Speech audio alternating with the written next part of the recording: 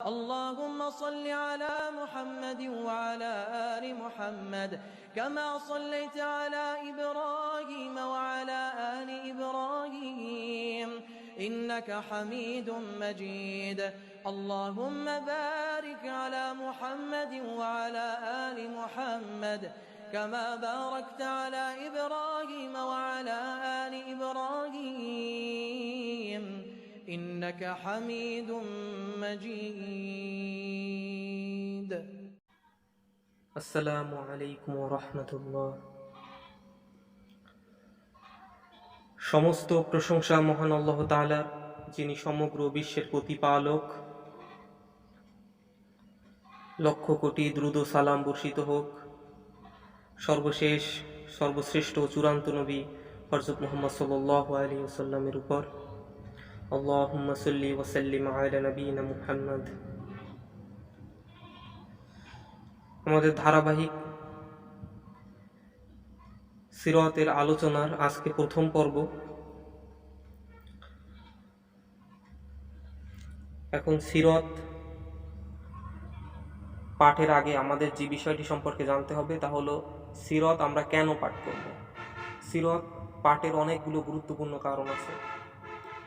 যদি আমরা কোরআনকে সঠিকভাবে বুঝতে চাই, কোরআনের বিভিন্ন আয়াত নাজিলের প্রেক্ষাপট সম্পর্কে জানতে চাই, রাসূলের আদর্শকে জানতে চাই এবং তা নিজেদের মধ্যে বাস্তবায়ন করতে চাই,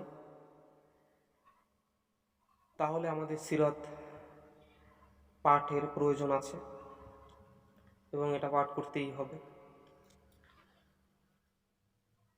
মহান আল্লাহ তাআলা বলেন, অবশ্যই তোমাদের জন্য রাসূলুল্লাহর মধ্যে রয়েছে অনুপম আদর্শ তাদের জন্য যারা আল্লাহ ও পরকাল প্রত্যাশা করে এবং আল্লাহকে অধিক স্মরণ করে। সূরা আহজাব আয়াত 21। তো আমাদের জন্য যে সর্বোত্তম আদর্শ, যে অনুপম আদর্শ, সেটা আছে রাসূলুল্লাহ সাল্লাল্লাহু আলাইহি সাল্লামের মধ্যে। তো রাসূলুল্লাহ সাল্লাল্লাহু আলাইহি সাল্লামের সেই আদর্শকে যদি আমাদেরকে জানতে হয় তাহলে অবশ্যই আমাদের সিরাত পাঠ করতে হবে। একজন মহান মনীষী ইমাম ইবনুল কাইয়িম রাহিমাহুল্লাহ বলেন, দুনিয়া আখিরাতের একমাত্র সফলতা আর সকল সৌভাগ্য রাসূলের পদাঙ্ক অনুসরণের মাঝেই নিহিত। তাহলে দুনিয়া ও আখিরাতের সফলতা এটা যদি আমরা পেতে চাই তাহলে রাসূলের অনুসরণ করতে হবে।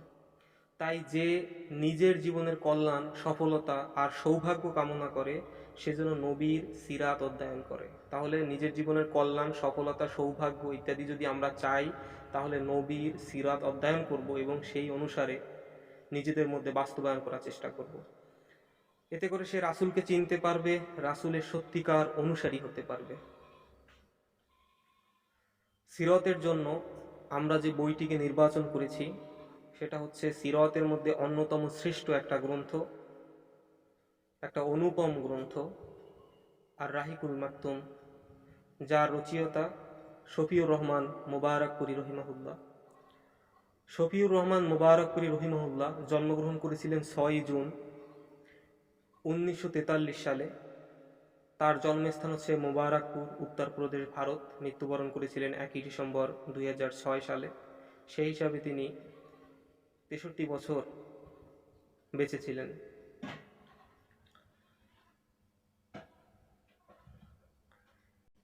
সিরাত অধ্যয়নের শুরুতে আমাদেরকে তৎকালীন আরবের ভৌগোলিক অবস্থা সম্পর্কে জানতে হবে। তো সেই হিসাবে আমাদের একটা শব্দ আসবে, আরব উপদ্বীপ। দ্বীপ এবং উপদ্বীপের মাঝে মৌলিক পার্থক্য আছে, আমরা প্রায় সকলেই জানি।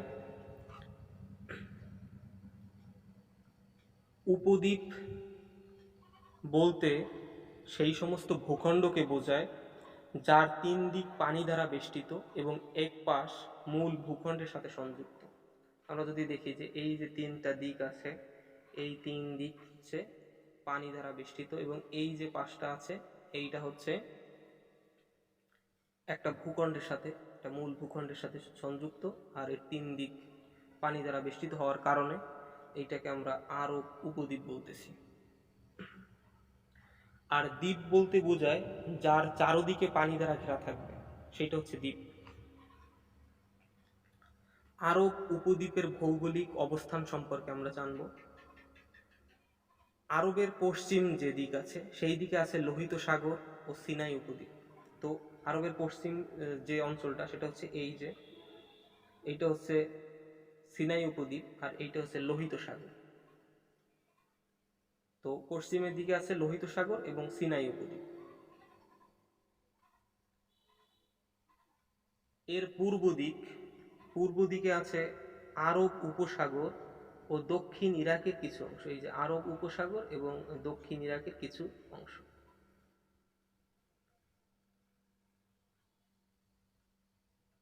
দক্ষিণ দিকে আছে আরব সাগর, যা ভারত মহাসাগরে বিস্তৃত, এবং উত্তরে আছে সাম্রাজ্য এবং ইরাকের কিছু অংশ। তাহলে এইটা হচ্ছে সাম্রাজ্য, আর ইরাকের কিছু অংশ, এটা হচ্ছে উত্তর দিক।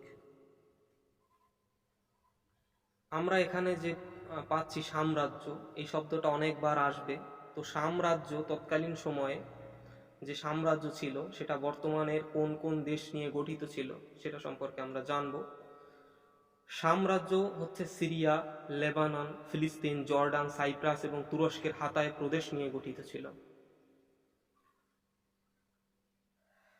আরব উপদ্বীপের আয়তন, উপদ্বীপের সমগ্র ভূভাগের আয়তন 10 থেকে 13 লক্ষ বর্গমাইল পর্যন্ত ধরা হয়।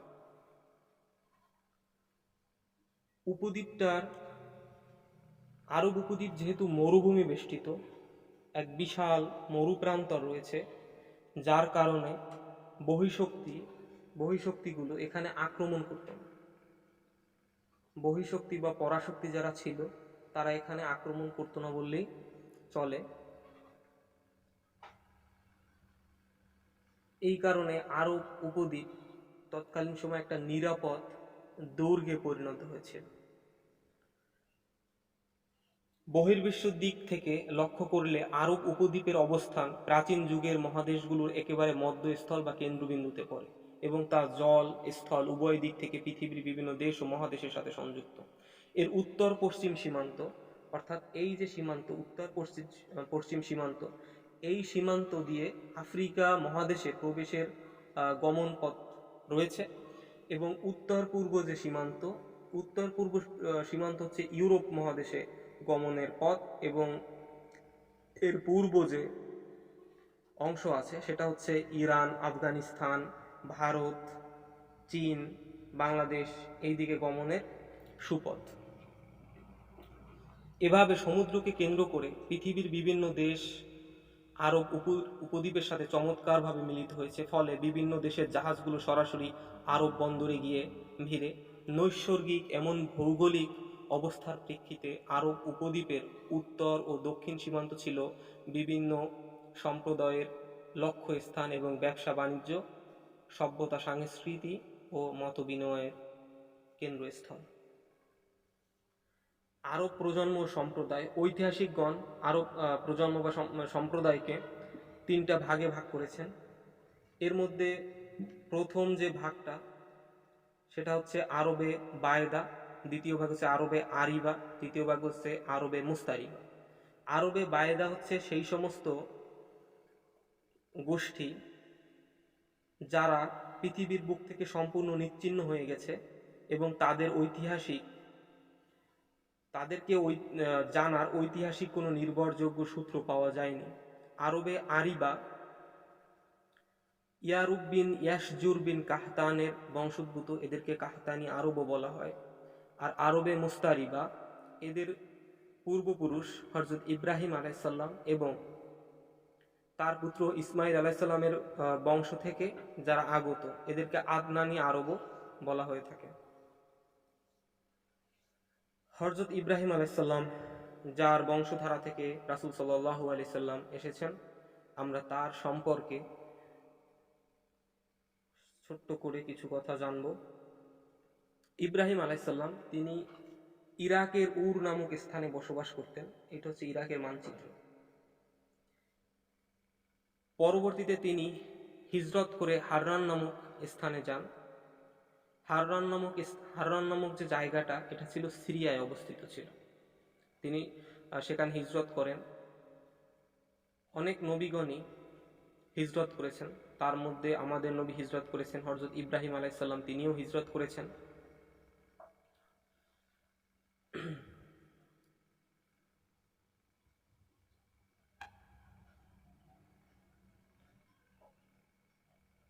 হযরত ইব্রাহিম আলাইহিস সালাম নবুয়ত লাভের পর হতে তিনি নিজ মাতৃভূমির মানুষকে রাত দিন দাওয়াত দিতেন, কিন্তু তা গ্রহণ করেনি, তারা ত্যাগ করেছে তার সঙ্গ। তাকে অকথ্য নির্যাতন করতেও দ্বিধা করেনি তাকে জ্বলন্ত অগ্নিকুণ্ডে নিক্ষেপ করতে। তখন আল্লাহ তাআলার পক্ষ হতে হযরত ইব্রাহিম আলাইহিস সালামের প্রতি সিরিয়া হিজরতের নির্দেশ আসে। তাই তিনি ঘোষণা করেন, নিশ্চয়ই আমি আমার রবের দিকে হিজরত করছি, তিনি মহাপরাক্রমশালী ও প্রজ্ঞাময়। সূরা আনকাবুত 26 নম্বর আয়াত। তো তখন এই যে হাররান নামক যে স্থানটা ছিল, এটা ছিল সিরিয়ায়, কিন্তু বর্তমানে ঐতিহাসিকরা মনে করেন এই জায়গাটা বর্তমানে পড়েছে হচ্ছে তুরস্কের মধ্যে। এই যে মানচিত্রটা দেখতে পাচ্ছেন, এটা হচ্ছে তুরস্কের মানচিত্র।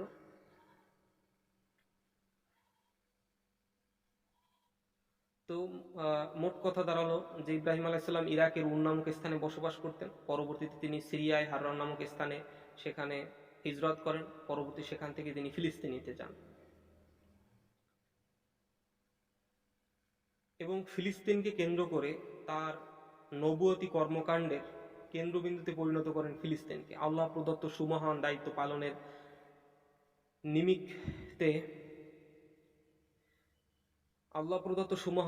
পালনের নিমিত্তে তিনি সেখান থেকেই পূর্ণ প্রস্তুতি ও আত্মনিমগ্নতার সাথে দেশের অভ্যন্তরে এবং বহির্বিশ্বে ব্যাপকভাবে দাওয়াতের প্রচার ঘটান। এরই প্রেক্ষিতে একবার তিনি মিশরে ভূমিতে গিয়ে বসবাস করেন। সাথে ছিল তার স্ত্রী সারাহ, যিনি রূপে গুণে অনন্য অপ্সরী ছিলেন। অর্থাৎ তিনি তো প্রথমে ইরাকের উর নামক স্থানে বসবাস করতেন, সেখান থেকে হিজরত করে সিরিয়ার হাররান নামক স্থানে গেলেন, সেখান থেকে গেলেন ফিলিস্তিনে এবং ফিলিস্তিন থেকে দাওয়াতি কার্যক্রমের জন্য তিনি গিয়েছিলেন মিশরে এবং মিশরে যাওয়ার সময় সঙ্গে তার স্ত্রী ছিল। তো তার স্ত্রী ছিল রূপে গুণে একজন অনন্য নারী। মিশরের তৎকালীন বাদশাহ এই বিষয়টি জানতে পারে, তার প্রতি আকৃষ্ট হয় এবং অসৎ উদ্দেশ্য প্রণোদিত হয়ে নিজের কুপ্রবৃত্তি চরিতার্থ করার মানুষে তার দিকে হাত বাড়ায়। এদিকে সারাও থেমেছিল না। তো যখন বাদশাহ সারার দিকে কুপ্রবৃত্তি চরিতার্থ করার মানুষে হাত বাড়ায়, তখন সারা আল্লাহর কাছে নিঃসতীত্ব রক্ষার্থে ফরিয়াদ জানায়। তৎক্ষণাৎ আল্লাহ তার দোয়া কবুল করে নেয় এবং অবশ্যম্ভাবী ফলশ্রুতিতে হিসাবে মিশরের তৎকালীন বাদশাহকে বিকরগ্রস্ত করে দেন এবং তিনি যার ফলশ্রুতিতে তিনি হাত পা ছড়াছড়ি করতে থাকেন। অদৃশ্য শক্তির হস্তক্ষেপে শেষ পর্যন্ত মিশরের বাদশাহ একদম নাজেহাল এবং দুর্বল হয়ে পড়ে। পরবর্তীতে মিশরের বাদশাহ সে অনুধাবন করতে পারে যে সারা কোনো সাধারণ মহিলা নয়, কারণ তার দিকে সে যেই হাত বাড়াইছে সে অসুস্থ হয়ে পড়ছে, বিকারগ্রস্ত হয়ে পড়ছে। তো সুতরাং সারা কোনো সাধারণ মহিলা নয়, তিনি হচ্ছেন আল্লাহর প্রিয় এক মহিয়সী নারী। তো ইব্রাহিম আলাইহিস সালাম ও হাজেরার বিবাহ। হাজেরা ছিলেন হচ্ছে মিশরের বাদশার কন্যা। তো বাদশাহ তখন সারার যে এই বৈশিষ্ট্যগুলো দেখছে, যে সারা আল্লাহর একজন প্রিয় বান্দি, তো এই বৈশিষ্ট্যগুলো দেখে তিনি অত্যন্ত মুগ্ধ হয়ে গেছেন এবং অভিভূত হয়ে গেছেন, যার ফলে নিজের কন্যা হাজেরাকে বিবি সারার সেবায় নিয়োজিত করেন। বিবি সারা হাজেরার সেবা যত্ন এবং বিবি সারাকে তার মিশরের রাজার কন্যা হাজেরা অত্যন্ত ভালোভাবে সেবা যত্ন করতে থাকেন, যার ফলে সারা হাজেরার সেবা যত্ন ও গুণ গরিমায় মুগ্ধ হয়ে যান। তারপর তিনি স্বামী ইব্রাহিম খলিলুল্লাহ আলাইহিস সালাম এর সাথে বিবাহ দিয়ে দেন। অর্থাৎ ইব্রাহিম আলাইহিস সালামের প্রথম স্ত্রী সারা, তিনি মিশরের তৎকালীন বাদশার কন্যা হাজেরাকে ইব্রাহিম আলাইহিস সালামের সাথে বিবাহ দিয়ে দিলেন। ইব্রাহিম আলাইহিস সালাম তখন সারা এবং হাজেরাকে নিয়ে ফিলিস্তিনে প্রত্যাবর্তন করেন, ফিলিস্তিনে চলে যান। এরপর আল্লাহ তাআলা হাজেরার গর্ভে পরম ভাগ্যবান সন্তান দান করেন, আর এই সন্তানই হচ্ছে জাবিউল্লাহ খেতাবে ভূষিত বিশ্বনন্দিত মহামানব ও নবী ইসমাঈল আলাইহিস সালাম। আর অপরদিকে বিবি সারা তিনি ছিলেন সন্তানহীন। তো বিবি হাজেরার গর্ভে ইব্রাহিম আলাইসাল্লামের ঔরসজাত সন্তান ভূমিষ্ঠ হওয়ায় তিনি কিছুটা লজ্জিত এবং ঈর্ষান্বিত বোধ করতে থাকলেন। সে কারণে তিনি নবজাতক সহ বিবি হাজেরাকে নির্বাসনে পাঠানোর জন্য হযরত ইব্রাহিম আলাইসাল্লামের প্রতি বারবার জোর প্রয়োগ করতে থাকেন। অবস্থার প্রেক্ষিতে ইব্রাহিম আলাইসাল্লাম বাধ্য হয়ে সারার দাবি মেনে নেন। তিনি বিবি হাজেরা ও নবজাতক পুত্র ইসমাইল আলাইসাল্লামকে সাথে নিয়ে হিজাজ ভূমিতে এসে উপস্থিত হন। তারপর বাইতুল্লাহ নিকটে তাদেরকে নির্বাসনে দিয়ে যান। সে সময় জমজম কূপের পাশে মসজিদে হারামের উপরিভাগে বিরাট আকারে একটা বৃক্ষ ছিল। ইব্রাহিম আলাইসাল্লামের স্ত্রী বিবি হাজেরা এবং শিশুপুত্র ইসমাইল আলাইসাল্লামকে সে বৃক্ষের নিচে রেখে গেলেন। একটি পাত্রে, অর্থাৎ ইসমাইল আলাইসাল্লাম এবং হাজেরার জন্য একটি পাত্রে কিছু খেজুর এবং ছোট মশকে কিছুটা পানি রেখে ইব্রাহিম আলাইসাল্লাম আবার ফিলিস্তিনে চলে গেলেন। কিন্তু দিন কয়েকের মধ্যে দেখা গেল যে তাদের পানি এবং খাবার যেটা খেজুর ছিল এটা ফুরিয়ে গেল। কঠিন সংকটের এই মুহূর্তে আল্লাহ তাআলার অশেষ মেহেরবানিতে অলৌকিক পন্থায় তখন সৃষ্টি হলো আবে হায়াত জমজম কূপ। সে একইভাবে সংগৃহীত হলো দীর্ঘ সময়ের জন্য প্রয়োজনীয় খাদ্য পণ্য সামগ্রী। পরিত্যক্ত স্ত্রী পুত্রের সাথে সাক্ষাতের উদ্দেশ্যে ইব্রাহিম আলাইসাল্লাম মাঝে মাঝে মক্কায় আসতেন, কিন্তু তিনি কতবার মক্কায় আগমন করেছিলেন সে সম্পর্কে কোনো সঠিক বিবরণ বা হিসাব পাওয়া যায় না। তবে ঐতিহাসিকদের মতে তিনি 4 বার মক্কায় আগমন করেছিলেন। এর মধ্যে প্রথমবার ছিল যখন আল্লাহ তাআলা ইব্রাহিম আলাইসাল্লামকে স্বপ্নযোগে দেখালেন যে তিনি তার স্বীয় পুত্র, নিজ পুত্র ইসমাইল আলাইসাল্লামকে কুরবানি করেছেন, এবং এই স্বপ্ন ছিল আল্লাহ তাআলার পক্ষ থেকে একটা নির্দেশ। তাই ইব্রাহিম আলাইসাল্লাম ওই সময় তিনি মক্কায় গিয়েছিলেন এবং মক্কায় গিয়ে আল্লাহ তাআলা সেই নির্দেশ পালন করেছিলেন। এবং দ্বিতীয়বার যে ঘটনাটা ঘটে সেটা হচ্ছে ইসমাইল আলাইসাল্লাম যখন যৌবনে পদার্পণ করেছিলেন এবং জুরহুম গোত্রের লোকজনের নিকট থেকে তিনি আরবি ভাষা উত্তম রূপে শিক্ষা গ্রহণ করেছিলেন এবং তিনি সকলের মনোযোগ আকর্ষণ করেন। তার কিছুদিনের মধ্যেই জুরহুম গোত্রের এক মহিলাকে তিনি বিবাহ করেন। অর্থাৎ ইসমাইল আলাইসাল্লাম যখন যৌবনে পদার্পণ করলেন তখন জুরহুম গোত্রের লোকদের কাছ থেকে তিনি আরবি ভাষা শিখছিলেন। পরবর্তীতে সেই গোত্রেরই একজন মহিলাকে তিনি বিবাহ করলেন, আর এর মধ্যেই তার শ্রদ্ধেয় মাতা বিবি হাজেরা পরপারে পাড়ি জমান। অন্যদিকে মক্কায় ছেড়ে আসা পরিবারের কথা ইব্রাহিম আলাইহিসসালামের যখন মনে আসলো তখন তিনি পুনরায় ফিলিস্তিন থেকে মক্কার উদ্দেশ্যে যাত্রা শুরু করেন এবং তিনি যখন ইসমাইল আলাইহিসসালামের কাছে ইসমাইল আলাইহিসসালামের বাড়িতে পৌঁছালেন তখন ইসমাইল আলাইহিসসালামের দেখা তিনি পাননি। তখন ইসমাইল আলাইহিসসালামের যে প্রথম স্ত্রী তার সাথে তার দেখা হয় এবং দেখা হয় তখন তার সাথে তিনি আলোচনা করতে থাকেন, বিভিন্ন সাংসারিক আলোচনা করতে থাকেন। এক পর্যায়ে ইসমাইল আলাইহিসসালামের প্রথম স্ত্রী তিনি অভিযোগ করে বসেন যে তাদের পরিবারে অত্যন্ত অভাব অনটন আছে। এ বিষয়ে যখন অভিযোগ পেশ করলেন তো তখন ইব্রাহিম আলাইহিসসালাম একটা উপদেশ দিয়ে গেলেন। মানে উপদেশটা হচ্ছে এরকম, উপদেশ দিয়েছেন ইসমাইল আলাইহিসসালামের প্রথম স্ত্রীকে। উপদেশ দিয়েছেন এভাবে যে ইসমাইল আলাইহিসসালাম স্ত্রীকে বলেছেন যদি ইসমাইল আলাইহিসসালাম যখন আসবে তখন তাকে তুমি বলে দিও যে এই দরজার চৌকাঠ যেন তিনি পরিবর্তন করেন। তো ঠিক এরপরে ইব্রাহিম আলাইহিসসালাম তিনি আবার চলে গেলেন।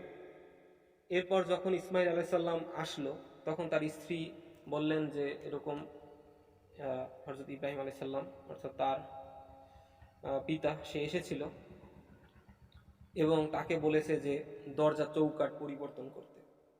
তো এই কথা শোনার পর এর যে মর্মার্থ এটা ইসমাইল আলাইহিসসালাম তখন অনুভব করতে পারেন এবং অনুভব করে তার প্রথম স্ত্রীকে তিনি তালাক দিয়ে দেন এবং দ্বিতীয় এক মহিলার সাথে তিনি বিবাহ বন্ধনে আবদ্ধ হয়েছিলেন।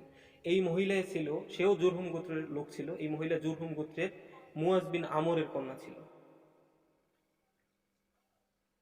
আর তৃতীয়বার ইব্রাহিম আলাইহিসসালাম যখন মক্কা এসেছিলেন তার যে ঘটনাটা পাওয়া যায় সেটা হচ্ছে ইসমাইল আলাইহিসসালাম এর দ্বিতীয় বিবাহের পর ইব্রাহিম আলাইহিসসালাম পুনরায় আবার মক্কায় আগমন করেন, কিন্তু এবার পুত্রের সাথেও তার সাক্ষাৎ লাভ সম্ভব হয়নি।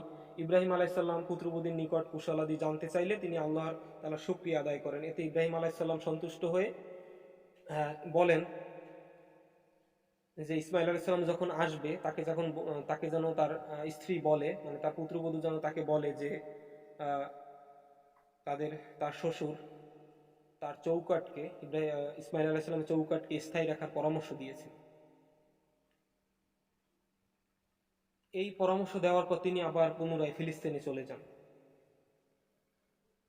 আর চতুর্থবার যখন ইব্রাহিম আলাইসাল্লাম মক্কায় আগমন করেন, তার ঘটনা এরকম পাওয়া যায় যে তখন ইসমাইল আলাইসাল্লাম জমজম কূপের নিকটে, বৃক্ষের নিকটে তিনি তীর বানাচ্ছিলেন। এমতো অবস্থায় হঠাৎ তার পিতাকে দেখতে পেয়ে তিনি আবেগ ও আনন্দে অতিশয্যায় লাফ দিয়ে উঠলেন, এবং তখন পিতা ও পুত্রের মধ্যে কিছু আবেগময় মুহূর্ত অতিবাহিত হলো।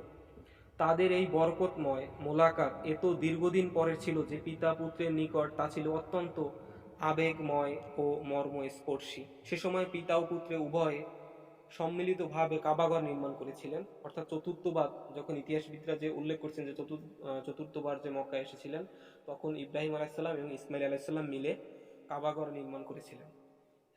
এই কাবাঘর নির্মাণের কাজ পরিসমাপ্তির পর সেখান থেকে পবিত্র হজ ব্রত পালনের জন্য ইব্রাহিম আলাইসাল্লাম মুসলিম জাতিকে উদ্ধত্ত আহ্বান জানালেন। তো আজকে এ পর্যন্তই শেষ। যদি কোনো ভুল ত্রুটি হয়ে থাকে সেটা আমাকে জানাতে পারেন, এবং বিষয়টা ক্ষমা সুন্দর দৃষ্টিতে দেখবেন। আর আমার জন্য সকলে দোয়া করবেন। আল্লাহ যেন আমাদের সকলকে হেদায়েতের উপর প্রতিষ্ঠিত রাখে।